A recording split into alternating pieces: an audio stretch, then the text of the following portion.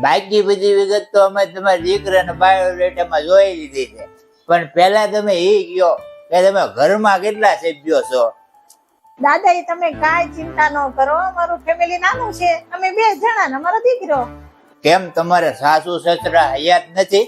નાના છે ને, પણ એ લોકો અમારી સાથે નથી રહેતા, એને અમારી સાથે નથી ફાવતું એટલે. એને નથી ફાવતું કે તમને નથી ફાવતું? આ અમે તો ઓહો અમારા દીકરાને વહુ હારે રહીએ છીએ, અમે 3 પેઢી હારે રહીએ છીએ.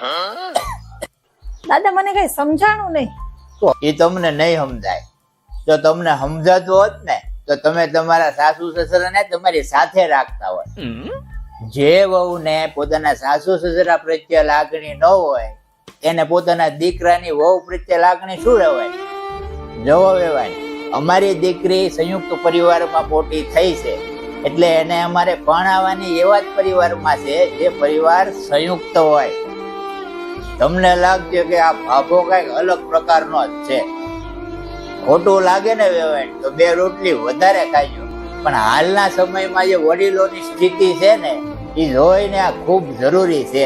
ના ના દાદા, તમારી વાત સાચી છે. હું આજે જ મારા સાસુ સસરાને અમારી ભેગા લઈ આવું છું, અને મારા દીકરાની સગાઈના ગોળધાણા પેલા એના દાદા દાદી જ ખાશે.